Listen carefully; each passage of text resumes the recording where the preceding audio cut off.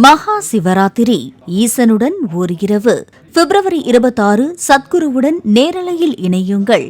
நாமக்கல் மாவட்டம் ராசிபுரத்தில் அரசு மதுபான பார் மாமூல் தொடர்பாக திமுக கவுன்சிலர் மற்றும் திமுக பிரமுகர் இடையே மோதல் ஏற்பட்டது. திமுக பிரமுகர் ராஜா என்பவருக்கு சொந்தமான பாரில் திமுக கவுன்சிலர் கலைமணி என்பவரது மகன் லோக சரவணன் மாமூல் கேட்டதாக கூறப்படும் நிலையில் அது தொடர்பாக பேச கவுன்சிலர் வீட்டுக்கு ராஜா ஆதரவாளர்களுடன் சென்றுள்ளார். அப்போது வாக்குவாதம் ஏற்பட்டு கவுன்சிலர் கலைமணிக்கும் லோக சரவணனுக்கும் சரமாரி அடி விழுந்தது.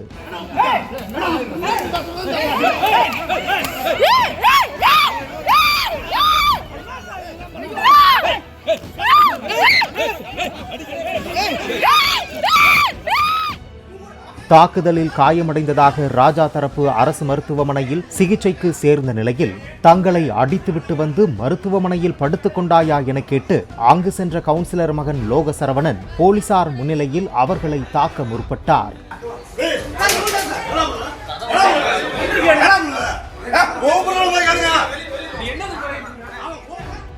மகா சிவராத்திரி ஈசனுடன் ஓர் இரவு பிப்ரவரி 26 சத்குருவுடன் நேரலையில் இணையுங்கள்.